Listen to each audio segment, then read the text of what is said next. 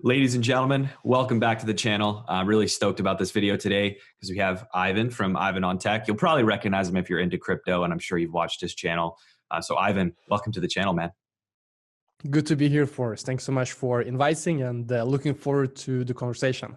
Absolutely. Same here. Same here. So I think the first place that I wanted to start is with all the craziness that's going on out there in the world today. What are your thoughts on how crypto is doing and what's going to happen here in the near future and then in the long term? Like, what are your thoughts?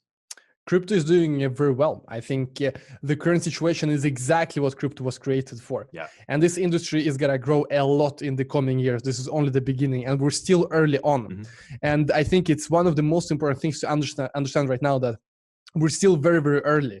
Yeah. And with everything that is going on in the world, with the way that the central banks all across the world are basically destroying themselves, at the end of the day, that is what's happening.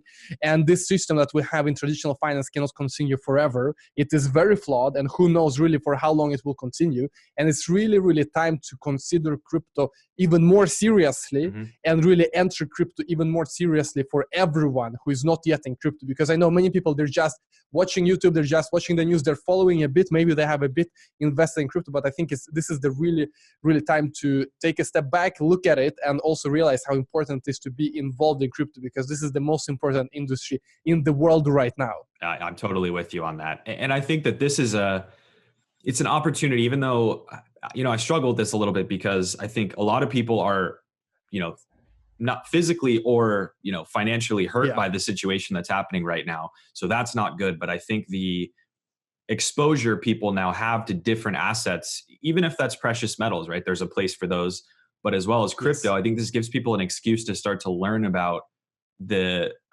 delta between traditional fiat currencies and then what cryptocurrencies are all about. So I totally agree with you. Exactly. Yeah, and look, at the end of the day, I think it's so important to actually be active in crypto as well, because we have a new industry that is disrupting the financial industry, which is maybe the biggest and most significant industry of them all in the world, the financial industry, because we're dealing with money each and every day. And you understand that when you're active in a new industry, in an industry that is still growing and developing, if you're active in an early stage, you have so many unfair advantages. You have so many opportunities, so many low-hanging fruits. It's just like if you were involved in the internet in the early 2000s or in the mobile app business in early 2010s, 10 years ago. Look, there are so many opportunities and you gotta act. You really gotta either build a business or try to work in crypto, and then maybe you see a bigger opportunity. Get your foot in the door one way or another, because sooner or later, even this industry is gonna mature, is gonna become big, is gonna become very, very mainstream. And when that happens, you don't have a lot of opportunities. It's like you can start a website today, but your website probably will not be big because you have Facebook, Google, and like a few websites that already have captured all of the use cases. So it's very difficult. The same with mobile apps. People don't even download a lot of apps nowadays because it's Facebook, Instagram, WhatsApp, that's it. So we have a mature industry, but you understand those guys that made Instagram, they were the early movers, and that was way, way, way easier at that time. Absolutely. So I think that's so important to act, guys, act right now, be involved in crypto. And even today, look at the top billionaires in this space. They're not traders. They've all built something, whether it's CZ, Brian Armstrong of Coinbase, whether it is any of the token founders in the top 10, they've all built something. So it's important to actually be active. Yeah, I'm totally with you there too. And it's also something to note, like if you're thinking about building a product, but you're worried, like, how can I manage this? It's really nebulous these days because all of these products and projects and things that are coming out, a lot of what's being done has not been done before, or pressures from outside and trying to balance profit against governance and making sure your customers have what they need, I think gets really tricky. So there's obviously controversy with Binance, there's controversy with Coinbase, all the big companies in the space, they get either a lot of hate or a lot of praise. There's very little in between. But that's how it normally is. I mean, when you become big, you will get some hate. You will get a lot of positivity. So I don't think that matters at the end of the day. I mean, obviously, the industry right now is moving towards more decentralization. And I don't think Binance nor Coinbase will be as big as they are today in the future if they don't adapt, or if they try to build themselves into DeFi. For example, they can integrate DeFi protocols, they can integrate Compound, they can integrate all kinds of other liquidity protocols on top of DeFi. Right. That is maybe the only way they can survive long term. But when you grow big, of course, you will have people that don't like you. That's obvious. But maybe more specifically, maybe you're talking about the exchange tokens. I think it's a must, to be honest. You gotta have it. I usually talk about it. If you look in top 10, it's surprising how many exchange tokens we have. So I'm just pulling up top 10 CoinMarketCap right now. I mean, we have Binance, obviously. We have Huobi token, we have Crypto.com coin. I mean, all of these are in the top 10, 20. Huge. You see so many different exchange tokens. OKX as well, number 30. I mean, there are so many of these. It's unproportionate amount of these exchange tokens if you look on the first page of CoinMarket. So obviously, if you're creating an exchange and you don't have a token, you are at a disadvantage, because obviously it can be used to support your environment, support your ecosystem, and obviously you get financial leverage as well. So it's a lot that you can do with a token. So just how the industry is developing, I think it's important. And look, it also works. It's also good for the customer. I like, for example, how Crypto.com are using their token. The fact that you actually want to get rewarded for example, staking or using their services, you get rewards in their token. So I think right now we're finally starting to figure out how to use, for example, loyalty tokens. You remember in 2017, how many different ICOs wanted to create a loyalty token for their community? Hundreds, most of them failed. But now with Binance, with Crypto.com, I finally see that we are crystallizing exactly how it should work in a way that's actually exciting for the community. Because in many of these applications, even I'm excited, how can I get more of these coins? And especially because a lot of these coins are still like top 20, top 30. And those altcoins usually, if you look in the past, the performance, they usually perform well in bull markets, better than Bitcoin. So that is obviously an opportunity if you have an exchange that you can have a token, but of course it has to make sense. And you need to have a good exchange. You need to have a product that people like. But as topping, it's important, I think, with token. For sure, and it's crazy to see how fast things change from like an exchange perspective. Like if you're in crypto for a long time, you remember the days where you couldn't buy crypto on like a website with a UI and all that. You had to talk to someone else. You had to deal with someone else. You had to do everything yourself, right? And then Coinbase comes along and really changed the game. And then now you have other apps that are bringing in exchange tokens, staking ecosystems, decentralized exchanges that are totally changing the game. This is all in the span of less than 10 years. So imagining the next 10 and where we're going to go, I think is really fascinating to me. I'm really excited. Yeah, I mean, this whole industry is changing hour by hour. Just look, a year ago, we had IEOs. Nobody has IEOs now. Just a year ago, we didn't have that much leverage exchange, focus on leverage exchanges. Now everyone is a leverage exchange. There is not a single exchange in crypto that is not a leverage exchange. Maybe Coinbase, they still maybe don't have it. I don't use them. But you see Kraken, you see Binance, they all had to add it because that is where the industry is going. So it's always important to be up to date.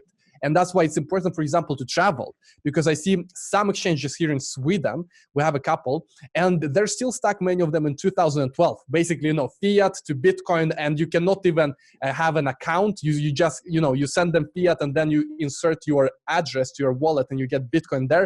This is the ecosystem we had in 2011 and 12.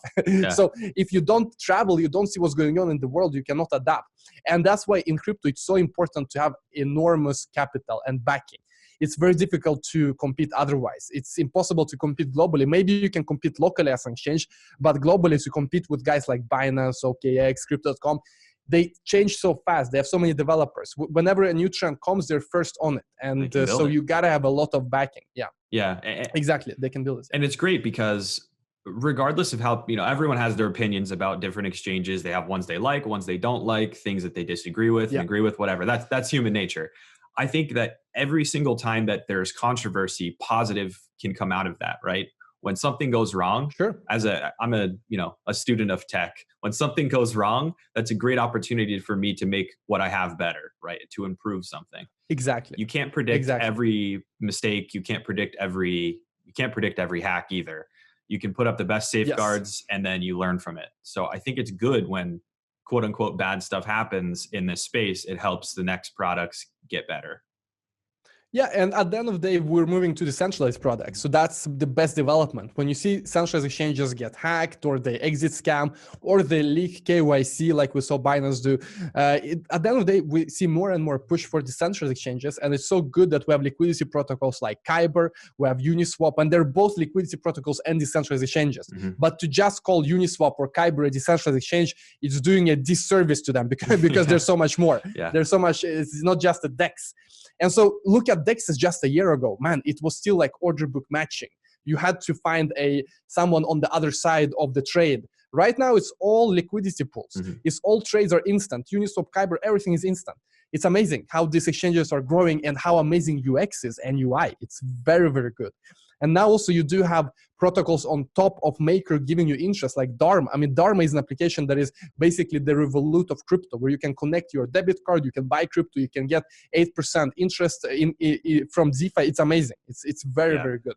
And the way the DeFi space is growing, that is where the future is. And look, I'm so surprised, for example, to see Synthetics, because Synthetics, they did an ICO, but from the difference between them and all other ICOs is that they actually have succeeded and their token has been performing so well. Yeah. So Synthetics is an amazing protocol with decentralized Synthetics. You can do all kinds of assets, synthetic assets on in DeFi. And it's one of the most clearest examples of success in DeFi space, because obviously they did an ICO, obviously they got rewarded with the token, but also they gave such a great protocol to the community. So really, I have nothing against if people make money launching protocols, if they have found the reward. I mean, it's good. Why otherwise would anyone build anything huge if they're not rewarded? Yeah. In some cases, it still happens. For example, Uniswap, they don't have a token, but I think they got a grant from Ethereum Foundation, so they had another incentive. Yeah. But where did Ethereum Foundation get money from? Well, they had tokens from launching ETH. Yes. So you realize at the end of the day, it has to come either from mining. They should do some kind of investment or people invest in your project, but the development funds need to come from somewhere. So when people say, hey, these guys have a pre-mine or these guys have made money on their protocol, it is fine, but it needs to be transparent, it needs to be fair, it needs to be ethical. And as long as it is all of that, then amazing. Yeah, I agree. I think I have no deep personal problem with ICOs as long as they're executed correctly. And I know that that's like kind of nuanced to say correctly. It's subject to everyone's opinion. But also if there's a clear plan in place for when they're going to implement things and when things go wrong, which they always will and always do, how clearly those things are communicated and what the implications mean. Because I think you have projects that, in my opinion, are of quality, like Cardano, for example. A lot of people hate Cardano because of how many delays there have been and how poor the communication's been in the past about those delays. And I think now they're starting to understand, okay, let's be conservative about the deadlines. Let's be conservative about what we promise. And then when we deliver, it's going to work. It's going to work, right? And then I think people are less upset now than they always have been. So communication's key for sure. And I think right now we've switched the model completely. Right now you do a project first and then you add a token. So for example, look at Compound. Start without a token, now Compound is creating a token. So it's the other way around. And in some cases, you need a token. Like the community will want to have some kind of stake in the protocol. Otherwise, it feels that we're missing out. For example, Uniswap. How amazing is Uniswap? It's one of the best DeFi protocols. I would love to have a piece of Uniswap. There's no way to invest in the company, but if they create a token, which they made, they don't have it right now, I will buy it. I will buy it if I, for example, can get some kind of reward when liquidity is being matched on the protocol. And it's like Kyber, but so Kyber is like Uniswap, but Kyber actually has a token. So if you are providing, for example, liquidity, you get rewarded, and token holders also get rewarded from the premiums you're earning, and so on and so forth. So it's very, very good that you can actually get a stake in a protocol, but I think it's great that we have now shifted. We first launch a protocol that works, and then in version 2, you can create a token if you want. So that's how it should be. That's how it should be. So it's not necessarily that we have ICOs and stuff like previously, but we want to see success first, and then we can try to create some kind of reward for the community if they want to be part of it. If it makes sense, also it doesn't make sense in all cases. For sure, yeah. Those are the two questions that I think always have to be asked. What type of product do they have? And is it of quality that people will believe in the mission? They understand how they're going to move forward. And then would they buy a token as a result? And then I think your second point's the most important one.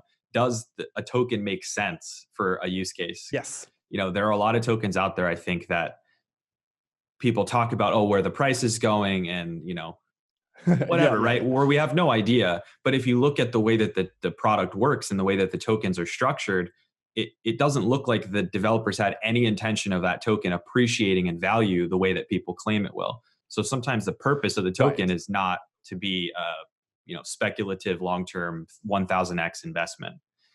So it's something to And watch. look, we always have the regulatory issue. We're never gonna escape it because when you look at, for example, Kyber, I don't know, is it utility or security at the end of the day? I'm not sure It's because nuanced. it's nuanced. In some jurisdictions, maybe it's security, and others maybe not.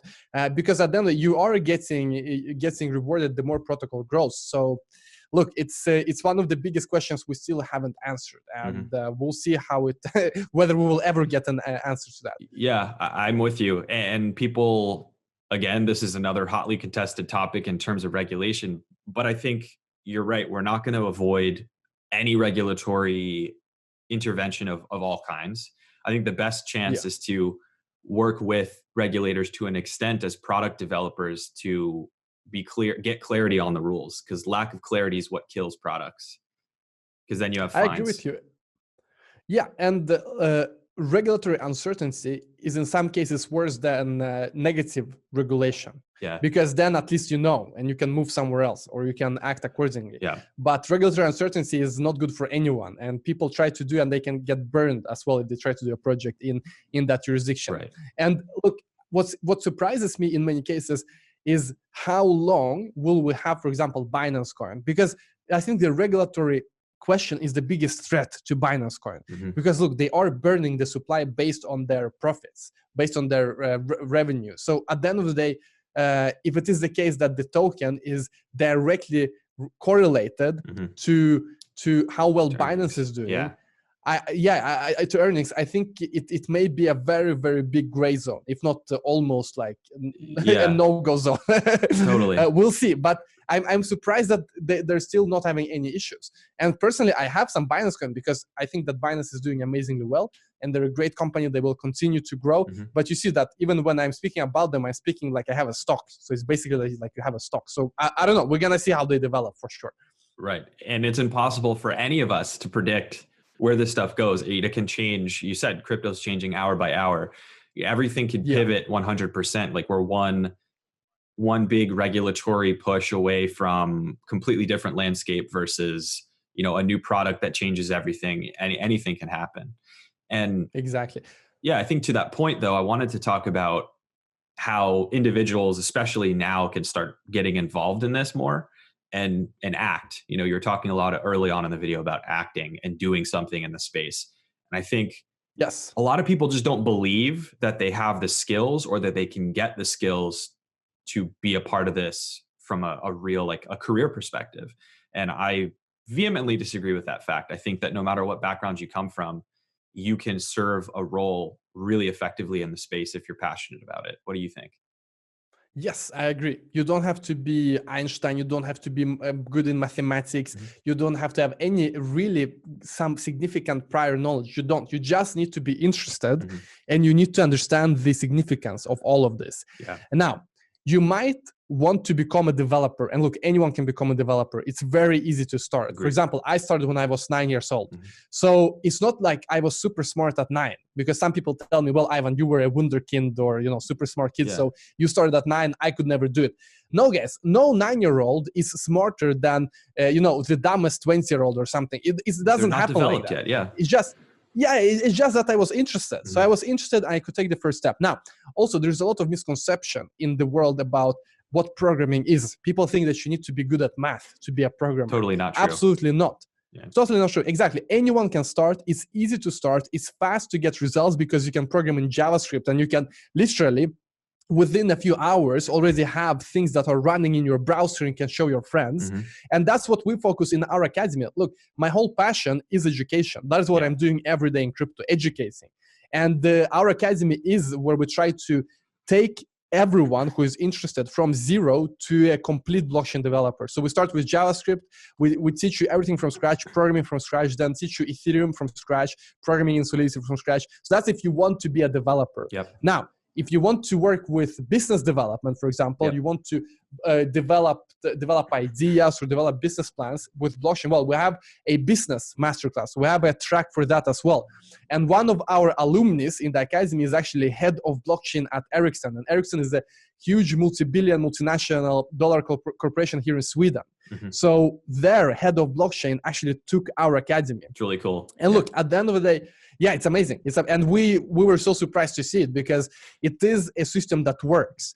And whoever you are, wherever you are in the world, you can start right now and you can be good at this blockchain space because you realize if you just study for 1-2 months, even a few weeks, you're better than 99.99% of the world population. Yeah. And that again comes back to the fact that we're so early.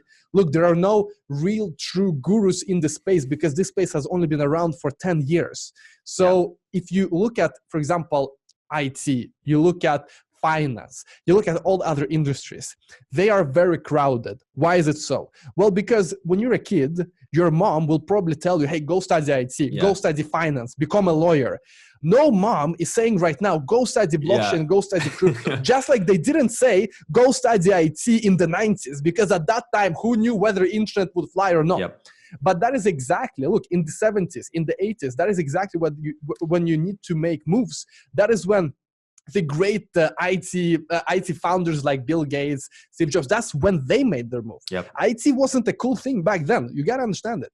Just like crypto is not a cool thing in the mainstream. If you just look at the average Joe, they hardly understand it or why it's important. Right. So as long as you have that insight that crypto is going to be big, that you believe in it, then I think you're missing your chance to really build something meaningful and successful in this industry. And there is no other industry right now that has the same potential as crypto and in the same stage, because you got to be early. That's the most important thing. You got to be early in an industry that is new and not crowded and has a lot of potential. Yeah. Because look, it's not that Mark Zuckerberg is the smartest programmer. It's just that it was very good timing. Yeah. He could use his skills well, but it's not that he was the best and the smartest. It's a series of circumstances.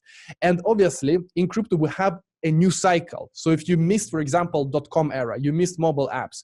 Now we have a new cycle with whole new opportunities and new low-hanging fruits. And it's so important to be here and work in crypto and squeeze those low-hanging fruits as hard as you can, because look, it may be 10, 20 years before we see another such industry appear where it's new, it's disruptive.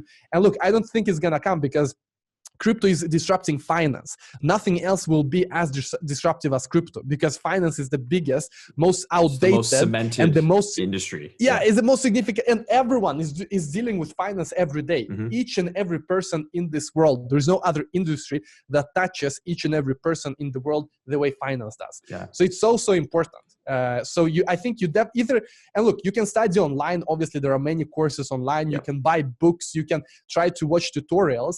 But I think it's better if you just click the link below and join our academy, IonTech Academy. Why?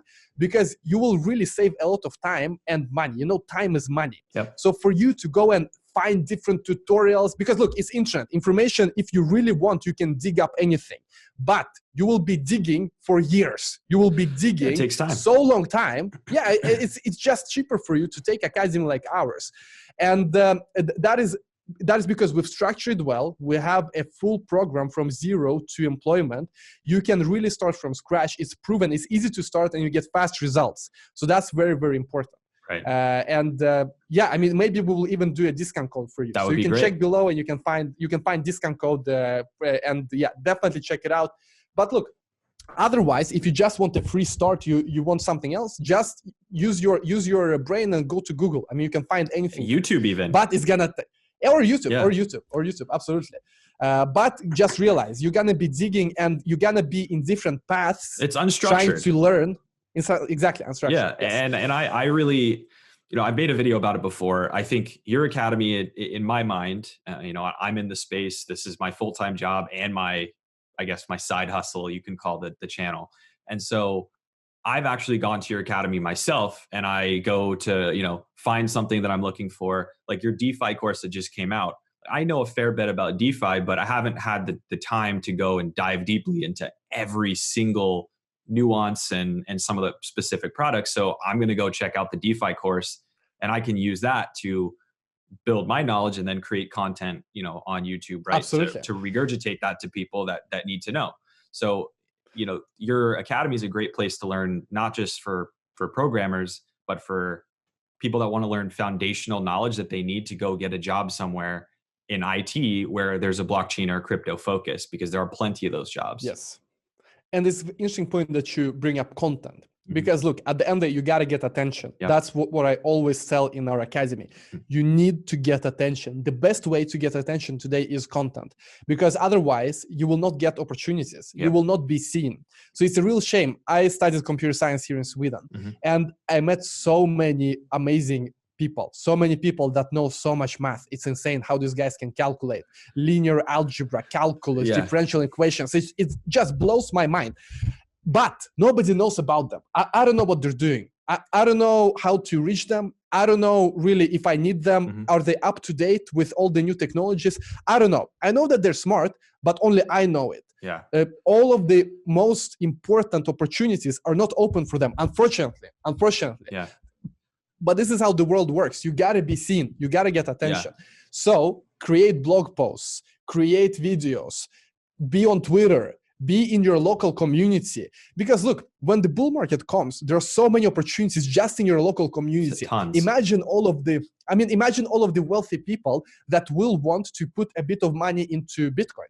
You think they're going to go and open up Binance account on their own? No, they will try to reach out to someone who can guide them by the hand. And you got to be the go-to person in their mind. Yep. So you got to create a lot of attention. And whether it is that you go to local events, you organize local events, you are seen online, attention is a big part of your success in this industry. Without attention, unfortunately, you're not seen, and you are basically no one. I don't want to say it like that, but it is your true. Opportunities are limited unless you can market yourself. I think yes. Like it used to be that if you were a programmer and you were a tech focused person, your technical abilities would get you a career, a really well paying career at a well-known company without much effort in terms of your resume, your, creating content, creating, open source projects, whatever.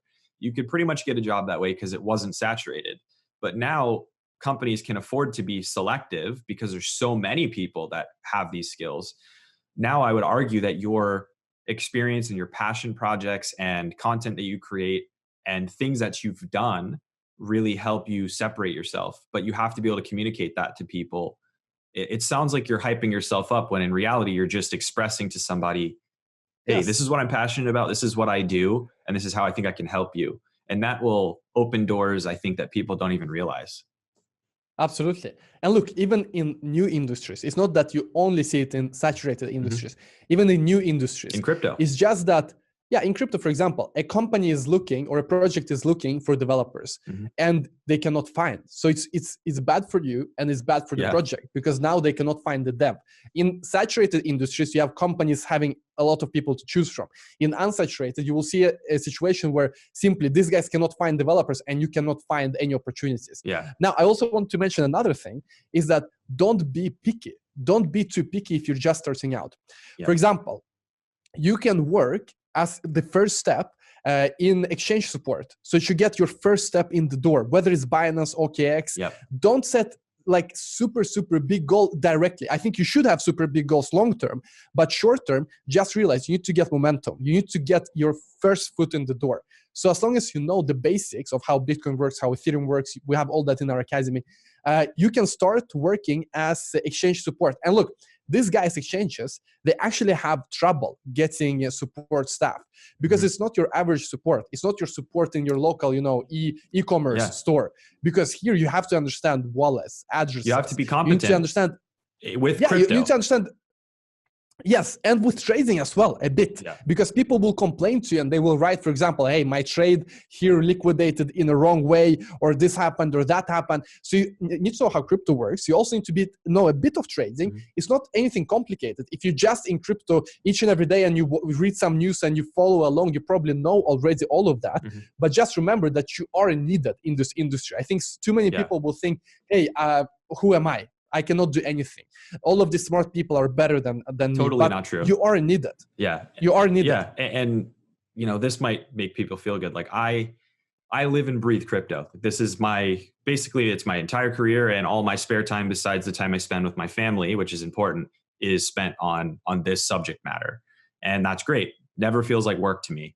But I don't know all the stuff about the trading basics. Like I'm incompetent when it comes to trading, and especially in the crypto space. So I always lean on people that know this stuff better than I do, you know, and then someone might come to me for the tech side and then I can help them. So even though I live and breathe this and I spend every day doing this, there's still roles that I can't fill. And those are roles that companies need, right? You know, and that does start with thinking big and where you want to go, but starting small enough that you can get experience, because that's what sets you apart. Like I'd argue 1 year of crypto experience is equivalent to what, you know, 5 to 6 years of regular IT experience would do in industry. Yes.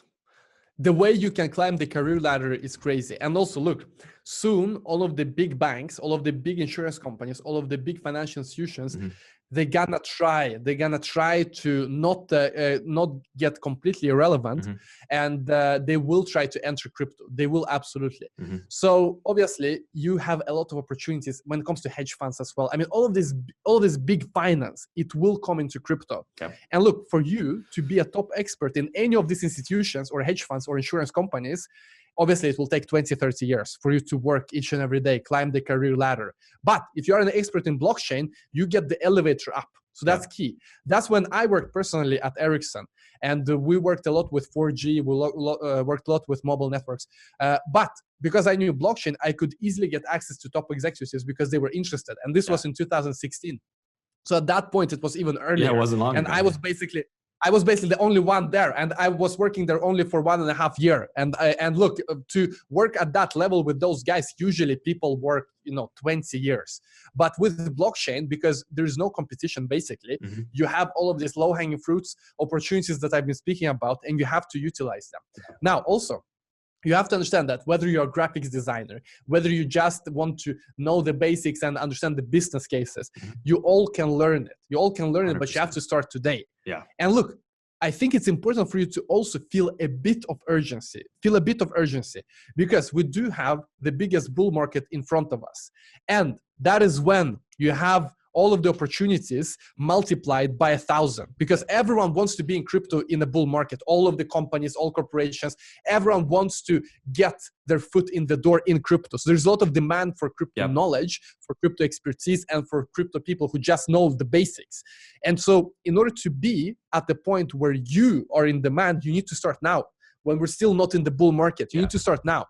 And all of the great success stories started in a bear market. Look at Binance. They launched in 2017, but obviously they had to start in the bear market before that. The same with Coinbase. So all success stories actually start in a bear market. And for you remember, I told you, you need to have, I'm speaking to the viewers, not to you, but you need to have attention. So not only need the knowledge, but you also need a bit of time to build up your attention.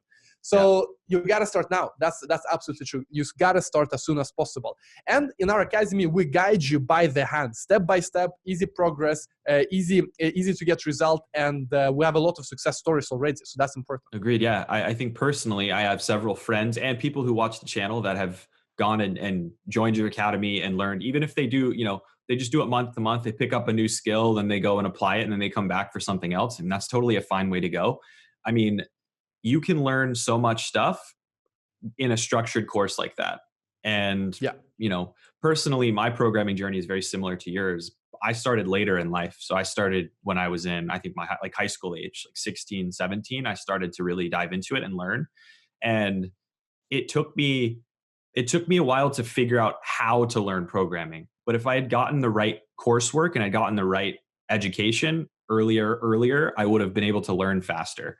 Right. And for me, the two things that set me over the, over the hump, I say, to get good at programming is I had structured coursework, and just focused on 5 hours a day for a couple weeks, just creating and breaking stuff. Every time I messed up, I figured out why, solved the problem, and then you get good at it. And then you start to see the same, puzzles are easier to solve later on. And that now you're a programmer, right? So it doesn't take that long. Yeah.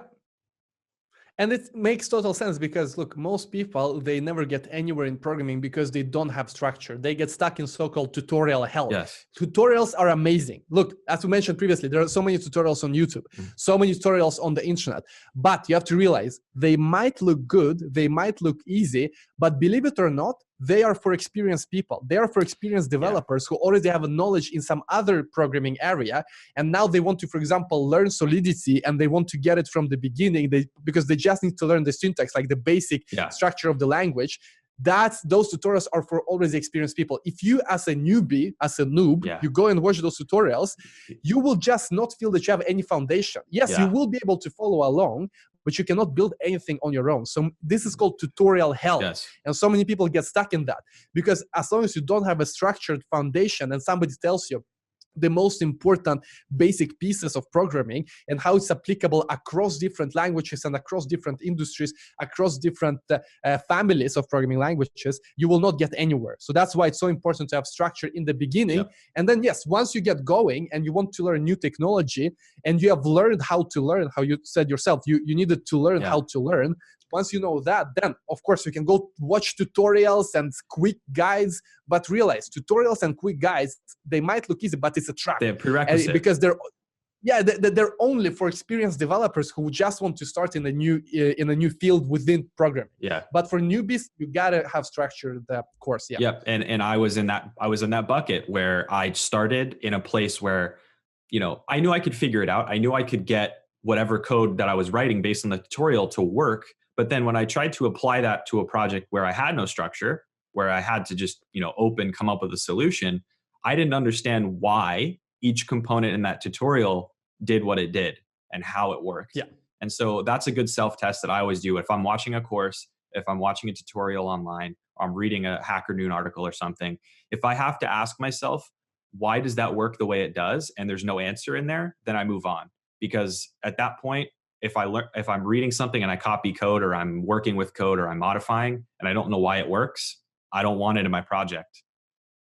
Right. And that's very, very true. And that is how everyone should be thinking. So in our academy, we have a lot of practical approach. So you get to practice creating your own project, your own dApps. As soon as you learn something, we have an exercise where you can try. And at the end of the day, it is very important for everyone to play around and, as you say, try to break the code, build something, but also think for yourself, what happens if I change this? Why is this here? What happens if I exchange that? So we use that methodology a lot in our coursework. And at the end of the day, it's important to have the end goal in sight, but also realize that it's easy to start, easy to get results, but to get good, you need also to have dedication. So whether we're talking months, whether we're talking half a year, you need to have dedication as well. So it's easy to start, it's easy to get fast results, but obviously, as in anything, you need to have a bit of perseverance to reach the final goal. I used to teach guitar lessons, fun fact. And I would say that 90% of students that I taught, they gave up within that first month and a half to 2 months period, because they're learning all the basics. You learn the basic stuff and it's working okay. You can maybe play a couple things, but you can't play the songs you like, right? So you give up, but they're missing they're right before that huge exponential increase in ability. And you're right there on the edge. And if you quit too soon, you won't see like that revolution in your mind, like, oh my God, this makes sense to me. It'll all click. You have to stick with it, and it'll be frustrating at first, but it really does work out. I mean, I think that, and everyone feels that way. Sorry to interrupt, but I was in that trap because I learned all of these chords, but then there was this chord, you have to hold the entire thing with one finger. Bar chords. Bar chords, man, it never worked out. Like, I don't have flexibility, and I got like almost blood. So I'm like, okay, maybe I will try piano or something, or exactly. And it's I love that analogy. I always talk about the analogy between guitar lessons and learning to program, because it's so similar. Like, being able to do barcodes, it relies on muscles that you don't use today. Like in your Yes. everyday life, you aren't using your hands like you do on a guitar. It doesn't work that Yeah. way. In everyday life, you currently probably don't think the way you'd have to think and break down problems the way you do in programming with your brain. Your Right. brain's a muscle too. And once you figure that out and you figure out how you need to start decoding things and putting them into logic, then it all starts to make sense and then it's a breeze, right? But you have to train your brain to get there, and the only way to do that is repetition and consistent failure.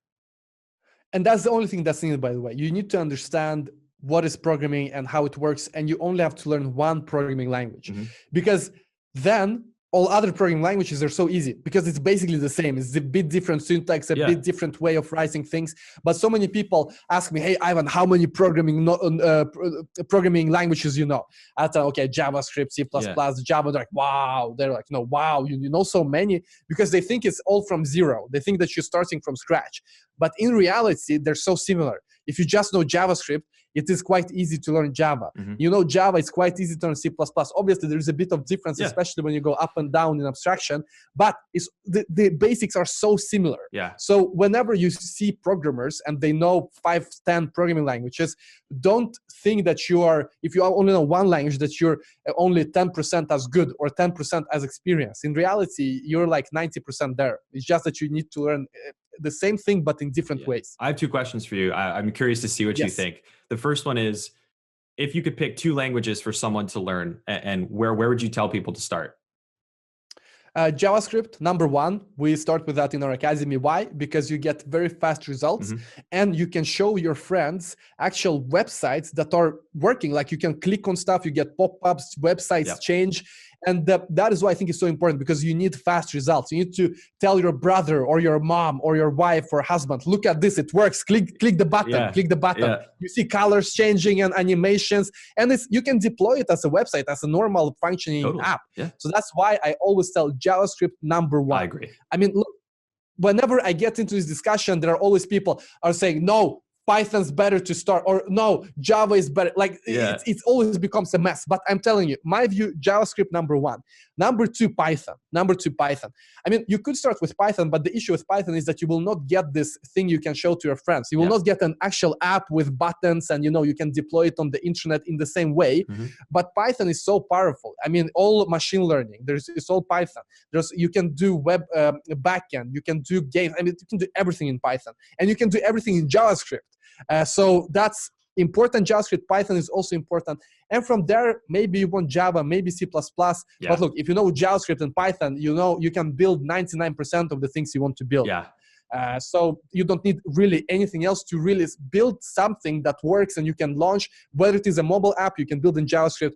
Whether it is a website, a server, you can build all in JavaScript or in Python as well. But you cannot really build mobile app in Python. But if you know JavaScript and Python, so you do whatever you want in JavaScript and Python. That's the 2 most important languages. We're on exactly the same page on that one. I agree. I think those 2 are the best places to start. And either one that you pick, you can't lose.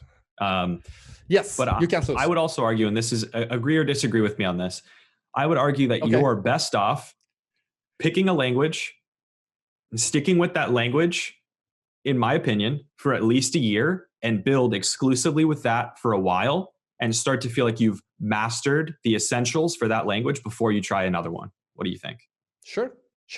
Yeah, absolutely. But also sometimes, for example, if I think about myself, when I was 9, I didn't have any mentor or anyone who really said to me, hey, do this. But I just had my mom knew somebody at work, and she heard that C++ is used for making games. So she came home and said, hey, Ivan, for games, I heard C++ is good. So I'm like, okay, I want to create games because that is why I started to be interested in programming. So I started to learn C++. Man, as a 9-year-old, it was difficult. Like I knew the basics. I knew, loops, the basics. But then when it came to memory and to all of that stuff, I didn't really understand it, but I could still build things that worked in C++. But I didn't really write good code. But what happened then was that I saw that, hey, in order to do real stuff more quicker, I need JavaScript. So then I actually jumped from C++ to JavaScript. But that was because I had a bad first choice. Like C++ is not a good choice. Tough starting the first place. choice. it's a tough starting place. And look, it is true that games are built in C++ at the lowest level. You don't have to work at that lowest level. Yeah. Look, there are so many games that are built in Unity. You know, if you look at the top games in Steam, many of them are made in Unity, which is a game engine so easy to write. It's far away from It's C++. totally abstracted away from all the complicated, like low level stuff. Yes, yeah. yes. So, but as soon as you have good start, you do either JavaScript on Python, then yes, stick for it a year to maybe even 2 years. And to be honest with you, you will not have to change to anything else. Yeah. Whatever you want to do, you can do it in JavaScript or Python. Yeah. In my mind, you're better off like really mastering a language and really becoming a guru at that language than you are splitting your attention early on. Just recently, like I didn't start with Python. I started JavaScript and I've stuck with it because that's what I know.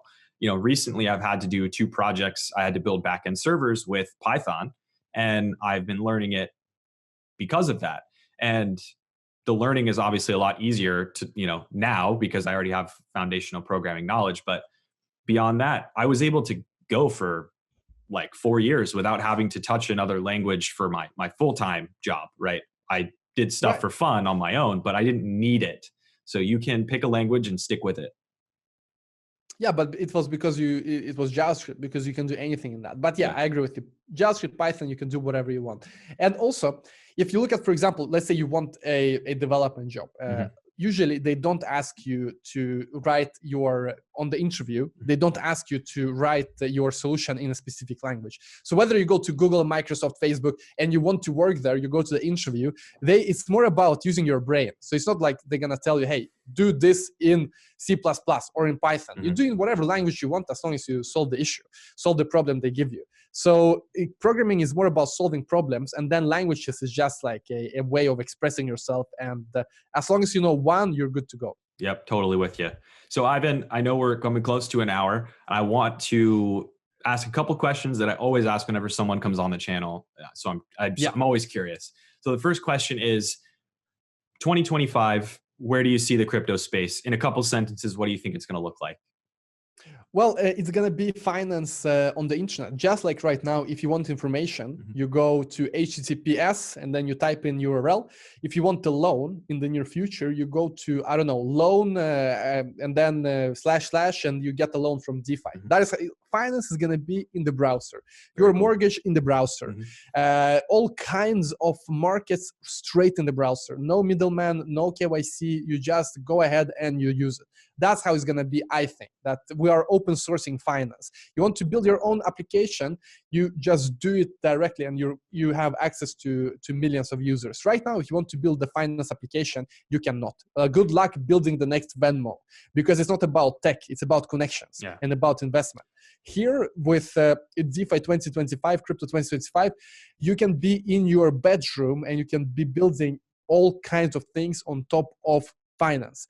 And for example, flash loans, they're so amazing technology, which is a new technology. It's just the first example that you can be a 12-year-old kid in your mother's basement. You can get a loan for millions of dollars from DeFi. You can do whatever you want. You can try to use arbitrage. You can try to see where you can make money in the DeFi markets. As long as you return the money within the same transaction, you get the profit. You get to keep the profit. It's amazing. Yeah. Imagine getting a multi-million-dollar loan normally. I mean, it would take weeks. Here you can do it in seconds. Weeks. And here, the beautiful thing about flash loans is that you return it in the same transaction. If you don't return it, then the transaction is rolled back. So the creditors, they don't take any risk. And it's only upside for everyone. No risk, unlimited upside, basically. So that is only the first example of how crypto is going to be in 2025. But then obviously, having crypto wallets in everyone's pocket, we do have a lot of developments in the UI space. In the last year, all of the crypto wallets today are so beautiful, so easy to use. And it's just a natural progression that we're going to be there in 5 years. Unbelievable, man. And I think going off of that question, you see a lot of crypto projects, and I'm sure you have ones that you like, ones that you don't like. Can you give me your top 3? What are 3 projects that you're really interested in now? I know you probably have a bunch. Just pick 3 of those. I mean, for me, Well, look, I don't have favorite projects for like long time, Mhm. right? They always change because I see new things. Yes. Right now, they're all DeFi. I like Uniswap. I think it's the best thing that happened Mhm. to Ethereum ecosystem ever. Kyber, very similar, Cool. also one of the best things that happened. Uniswap, Kyber, and the Compound, and obviously MakerDAO, but it's a requirement for all of this to work. Yeah. So at least for Compound. So MakerDAO, Compound, Kyber, Uniswap. I do have Kyber coins. Yeah, I don't have Uniswap, I don't have Compound, but I think they will release coins soon. Look, what else? In terms of companies, I like crypto.com, Yeah. and I hodl their coin as well. I think they're doing a great job, and they're growing a lot, and they're focusing on merchants. They Yes. have been focusing a lot on consumers and retail. They have a beautiful app. They have debit card. They have an exchange. Yep. Works fantastic.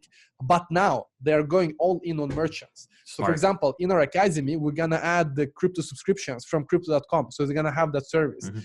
They already have invoicing in crypto. So you have like a normal looking invoice you can send to anyone, and people can pay you in crypto. And if you want, it's gonna be automatically transferred to fiat if you want. Mhm. So they are, and also they're connecting to taxes, to tax software. Yeah. And we have a lot of anarchists in crypto saying that, taxes, we shouldn't pay that. But look, if you have a business Gotta do it. and you're serious, you gotta do. You have employees. I mean, what are you saying? Like, no Yeah, it's tax. your Like, responsibility for your employees and for yourself. yeah, Save right. yourself For save yourself the pain of all of that trouble and just deal with it for now. But it's just in crypto. In our company, we're doing crypto payments, but we had to build everything ourselves, all the integrations to all our accounting, all integrations to all our auditing. Now, finally, we have exchanges and service providers doing that and providing it as a service. And crypto.com is the only one I know that is really, really doing it in a good way. What else? That's basically it that I'm looking at. Binance, obviously, I'm always interested in what they're doing, Yeah. and they're always performing extremely well and always executing very well on all the new trends. So yeah, and then obviously Bitcoin, Ethereum, but I don't want to mention them because everyone likes Self-explanatory. them. Yes. Awesome. Yeah, well, I mean, I think it would be really cool if you're down at some point as we get closer to this like May July period. You and I should do a video about Ethereum 2.0, and Sure. maybe we can work on a Yes. course together about Ethereum 2.0, how to migrate, I would love all that. that. That would be cool. I would love that. Absolutely, Forrest. Awesome, Ivan. Well, for anyone that's watching still, thank you very much for watching this video. We had a great talk, and I think there's a lot of really good content in here. If you haven't yet, check out Ivan on Tech Academy. I'm a personal user of Ivan on Tech Academy, and I've heard from folks that have used it. They really like it. I have no trouble, no problem referring people to it because I think it's a high quality product. So link in the description below. Coupon code I think Ivan offered, so thanks for that. 30%. 30% Beautiful. in the description. 30% off just for being here and for watching. And hopefully it'll be a good use of your time right now during all the craziness that's happening. So Ivan, thanks very much for joining, man. It was a pleasure. Thanks so much, Forrest. Absolutely. Have a great one, guys. Cheers.